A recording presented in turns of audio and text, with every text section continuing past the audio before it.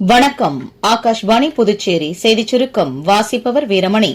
இந்தியாவிற்கு 4 நாள் பயணமாக மங்கோலிய அதிபர் திரு குரேல்சுக் உக்னாவ் நேற்று புதுடெல்லி வந்தடைந்தார். பிரதமர் திரு நரேந்திர மோடி மங்கோலிய அதிபர் திரு குரேல்சுக் உக்னாவுடன் இன்று புதுடெல்லியில் பேச்சுவார்த்தை நடத்தவுள்ளார்.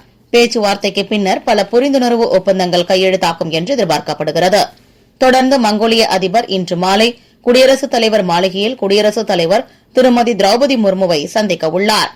பீகாரில் மொத்தம் 243 தொகுதிகளில் 122 தொகுதிகளுக்கு நவம்பர் 11ஆம் தேதி நடைபெறவுள்ள 2ஆம் கட்ட சட்டமன்ற தேர்தலுக்கான தேர்தல் அறிவிக்கை நேற்று வெளியிடப்பட்டு வேட்புமனு தாக்கல் தொடங்கியது. செயற்கை நுண்ணறிவு துறையில் இந்தியாவின் தாக்கங்கள் என்பது குறித்து அடுத்த ஆண்டு பிப்ரவரி மாதம் நடைபெறவுள்ள உச்சி மாநாட்டிற்கான ஏற்பாடுகளின் ஒரு பகுதியாக மத்திய அரசு உலக தாக்கம் பற்றிய 3 போட்டிகளுக்கு விண்ணப்பங்களை வரவேற்றுள்ளது.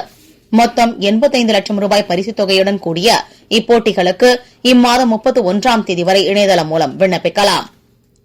புதுச்சேரி ஏரிப்பாக்கம் மற்றும் பாகூர் துணைமின் நிலையங்களில் பராமரிப்பு பணிகள் மேற்கொள்ளப்பட இருப்பதால் இன்று காலை 10 மணி முதல் பிற்பகல் 2 மணி வரை கல்மண்டபம் ஒரு பகுதி, பண்டசோழநல்லூர் ஒரு பகுதி மற்றும் நெட்டப்பாக்கம் ஆகிய பகுதிகளிலும் காலை 10 மணி முதல் மாலை 4 மணி வரை தவளக்குப்பம், தானாம்பாளையம், நல்லவாடு, பிள்ளையார்திட்டு, கொருக்குமேடு, ஆண்டியார்பாளையம், கசான்திட்டு, பூரணாங்குப்பம், புதுக்குப்பம், நாணமேடு, எடையார்பாளையம், வைஷ்ணவிபுரம், அபிஷேகப்பாக்கம், தேடுவார்நத்தம் மற்றும் அதனை சார்ந்த பகுதிகளில் மின்தடை ஏற்படும் என மின்துறை அறிவித்துள்ளது.